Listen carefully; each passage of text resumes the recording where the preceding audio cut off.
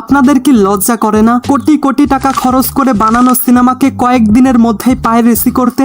আপনাদের কি লজ্জা করে না শুধুমাত্র কিছু ভিউ কামানোর জন্য সদ্য মুক্তিপ্রাপ্ত একটা সিনেমাকে ধ্বংসের মুখে ফেলে দিতে?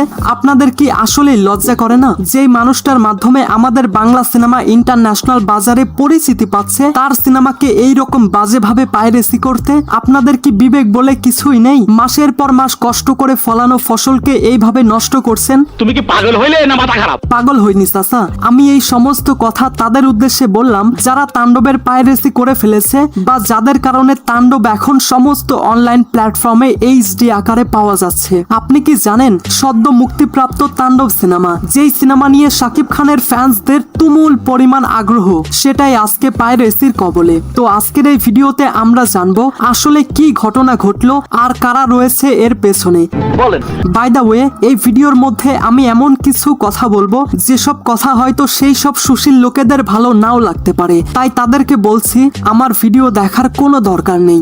তেরা কথা তো ভালোই বলিস। So without wasting any more time piracy শুরু করা যাক, কিন্তু ভিডিওটা শুরু করার আগে চ্যানেলটা সাবস্ক্রাইব করুন। আরে বাহ, আপনাকে থ্যাংক ইউ। শুরু থেকেই তাণ্ডব ছিল আলোচনায়। শাকিব খান, তিনি বাংলাদেশের সব থেকে জনপ্রিয় তারকাদের মধ্যে একজন এবং রায়হান রাফি এই সিনেমাটিকে বানিয়েছেন শাকিব খানের ক্যারিয়ারের নতুন এক মাইল ফলক হিসেবে। বিগ বাজেট, দুর্দান্ত প্রোডাকশন কোয়ালিটি আর সাথে ছিল বাংলাদেশের নতুন প্রযুক্তির ব্যবহার। এই সিনেমার ফোরকাস্ট থেকে শুরু করে গান সবকিছুই ব্যাপক প্রশংসিত হয় এবং অনেকেই ভেবেছিল যে তাণ্ডব হয়তো বাংলা সিনেমা ইতিহাসের প্রথম 100 কোটির ক্লাবে প্রবেশ করা সিনেমা হবে, কেননা এর আগে শাকিব খানের বরবাদ সিনেমা 100 কোটি কালেকশন করতে ব্যর্থ হয়েছিল, যেটার প্রধান এবং একমাত্র কারণ ছিল পাইরেসি। বরবাদ খুব বাজেভাবে পাইরেসি হয়, যেটার কারণে বরবাদ 100 কোটির ক্লাবে প্রবেশ করতে পারেনি। কিন্তু ফিল্ম ক্রিটিক্স থেকে শুরু করে অনেক সাধারণ অডিয়েন্স এটা ভেবেই নিয়েছিল যে বরবাদ না পারলেও তাণ্ডব 100 কোটি কালেকশন করবেই করবে। মাল্টিপ্লেক্স থেকে শুরু করে সিঙ্গেল স্ক্রিনে তাণ্ডব যেন তাণ্ডব ঘটাচ্ছিল এবং সাকিবিয়ান থেকে শুরু করে অনেক সিনেমা প্রেমী অডিয়েন্সরা অনেক আনন্দের সঙ্গেই এই সিনেমাকে গ্রহণ করেছিল, কিন্তু সেই আনন্দ বেশি দিন টিকলো না। মুক্তির 6 দিন পরই সোশ্যাল মিডিয়ায় ছড়িয়ে পড়ল সিনেমাটির pirated copy. Telegram group, Facebook page, এমনকি ইউটিউবের মতো ওপেন প্ল্যাটফর্মেও ফাঁস হয়ে গেল পুরো সিনেমা। যদিও সিনেমাটি রিলিজের একদিন পর সিনেমা হল থেকে ভিডিও করা ক্লিপ সমস্ত অনলাইন প্ল্যাটফর্মে ছড়িয়ে পড়ে, সেটাকে বর্তমানে স্বাভাবিক বলে মেনে নেওয়া যায়। কিন্তু তাণ্ডব রিলিজের 6 দিন পর একদম এইচডি ভার্সনে পাইরেসি হয়ে গেল, মানে এইটা কোনো কথা?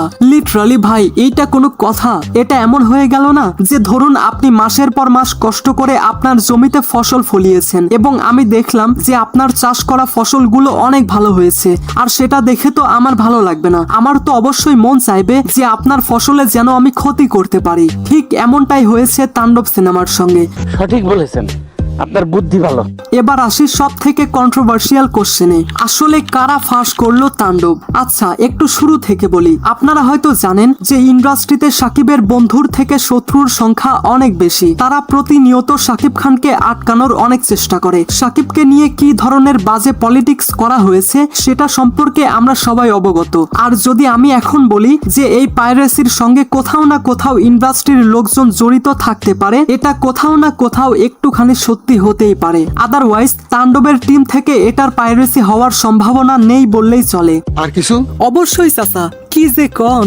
এখানে পাইরেসি হওয়ার 3টা পসিবিলিটি রয়েছে। যেমন? নাম্বার 1, হয়তো কোনো হলের লোকজনকে অনেক টাকা অফার করা হয়েছে, যেই কারণে তারা এইচডি প্রিন্ট পাইরেসি করেছে। নাম্বার 2, এক পক্ষ আছে যারা শুধুমাত্র ভিউ কামাতে চায়। ভিউ কামানোর ধান্দায় তারা সব কিছুই করতে পারে। ওইসব ছাগলের 3 নাম্বার বাচ্চাদের নিয়ে আমার সত্যিই কিছু বলার নেই। এবং নাম্বার 3, হয়তো শাকিব খানের কোনো শত্রুর মধ্যে একজন অর্থ খরচ করে হলেও তাণ্ডবের পাইরেসি করে দিয়েছে। কি মানুষ রে বাবা!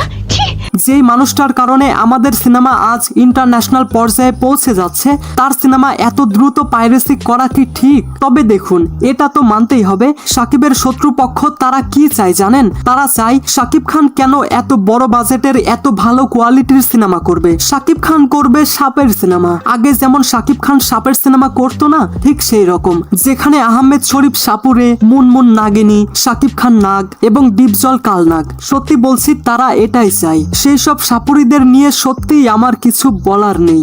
তোমার সাহসটা একটু বেশি হলো না?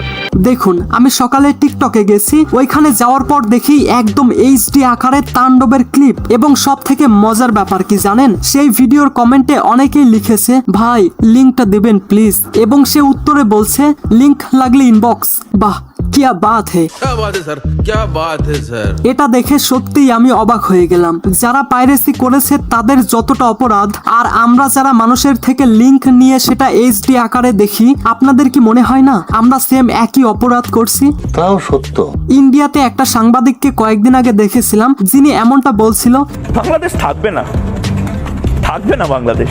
এখন আমি বলছি, যদি প্রতিনিয়ত এমনটাই চলতে থাকে তাহলে বাংলা ইন্ডাস্ট্রি থাকবে না। এটা আমাদের ক্ষতি, আমাদের বাংলা সিনেমার ক্ষতি। তাই আসুন পাইরেসিকে না বলি। ও হ্যাঁ, আরো একটা কথা বলতে ভুলে গেছি, এই ভিডিওটা বেশি বেশি শেয়ার করবেন যেন রায়হান রাফি পর্যন্ত পৌঁছাতে পারে। আর অবশ্যই আপনারা যদি দেখেন কেউ তাণ্ডবের পাইরেসি করছে, তাহলে সেই ভদ্রলোকের লিঙ্কটা দয়া করে আমার ফেসবুক পেজে দেবেন। আমি সেটার লিস্ট বানিয়ে রায়হান রাফি ভাইয়ার কাছে পাঠানোর চেষ্টা করব।